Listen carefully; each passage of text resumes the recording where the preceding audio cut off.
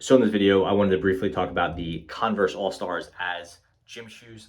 I've been using these as my pretty much everyday gym shoe for 3+ years now, and they've kind of reached the end of their life. I wanted to talk through how they've worked out and why I'm buying another pair. So this is the standard Converse All-Star. It's not the newer, fancier model, no leather, nothing like that. It's just a standard canvas model, which is more or less unchanged since the 70s, I would say. So it's held up quite well, and I usually use them going to the gym, but it's a pretty brief trip, and then at the gym. So they've held up. They haven't really worn out on the bottoms because I'm not doing a ton of walking outside. That said, the bottom is where they have kind of died, and now when I walk to the gym, I can get my feet wet. Also, they get a little slippery, so it seems like it's been time to replace them, which is what I've done with the same pair. So what's worked and what's not worked? I would say as far as stability goes, they're great. There's very little compression from this bottom heel or the bottom sole, which is what you want from a gym shoe. You don't want them kind of shifting around because they're heavily padded while you're doing your weightlifting activity, whether it's squats or what have you. The trade-off of that is there's not much padding. So if you are using them for your cardio work, I find that my feet will get more tired or more sore than they would from a more padded shoe. So they're not good for jogging and things like that. It's more for your general weightlifting activities. The canvas has held up really well. It's actually gotten really broken in. So it's bordering on being almost like a heavy duty sock more than it is actual a tough outer sole or outer layer.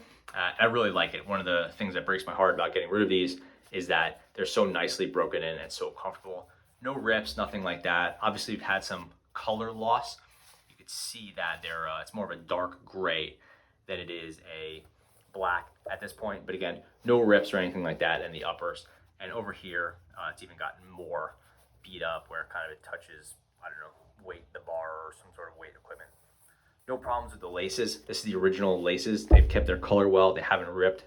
Obviously, I'm not really, putting too much strain on them. I don't have to make them super tight for the gym, but they've held up really well. No problems with the tongue either. It does its job. There's really nothing to it, but hasn't ripped and doesn't get shoved down in the shoe. Same with the sole. There's really nothing to see in there. There's a little bit of wear, but your feet aren't really sliding around in this shoe, so nothing really wears out there. You can see the logos and all that are still in place, which is a testament to how little your foot is sliding. This rubber piece is quite worn in. You can see it is very flexy now, and a lot of the Converse is worn out. This is just from this rubbing on, I don't know what, the other shoe, on equipment, what have you, but it's held up well. I would love to see an option without this piece. Once it's broken in like this, it doesn't bother you. But when the shoes are new, you can kind of feel it over here. It does act as a protector for your ankle, which is something you tend to hit, and there's otherwise unprotected because the sides of this are unpadded. But I'd rather lose that protection than have to deal with this thing as it's being broken. And we should kind of feel it on the inside of your ankle to start off with. Now let's get into the sole. This is the only area where the shoe has had any problems. And again, it's lasted 3-4 years of heavy use, so it's hard to say that it has a problem, but this could keep going on for a long time if the sole had held up better. You can see a little bit of tear here. That is just because this is a natural crease point when you walk, so this piece has just some wear there, and the glue is starting to come undone. Not a major problem. The other side is actually fine. All the stitching is held up well, no complaints there. What happens is that, at least on this pair, you see that I guess there's some sort of seam between here, the bottom and the edge, and that's worn out, starting to break down here, all throughout here. It's looks like it's starting to go a little bit, but this is more this rubber sidewall piece. And then on the bottom of the heel, it's actually becoming problematic. On both of the shoes, this bottom piece has completely worn and is lifting. So not only is this becoming, not only is it a problem when it rains, because water can get through here, it does get through here, so your heel gets a little bit wet, but this thing is a bit of a liability if you're walking around or walking backwards, or you're on some equipment, this thing can catch quite easily, and it's just really not safe. The other shoe, I've really only been using this right shoe as a demonstration, just because everything that I say about this one is generally true on the left one. The left one has a little bit more wear here. This is getting more serious. And then the heel issues are a little bit worse on the left shoe.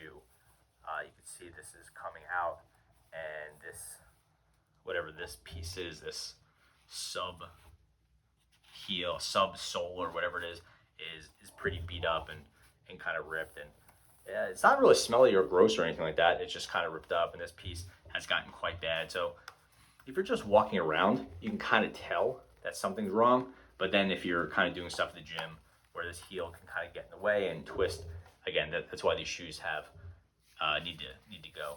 I'll probably try to fix them with some shoe goo or something like that. But there's so little to these heels that I'm not really sure that it's going to be that effective.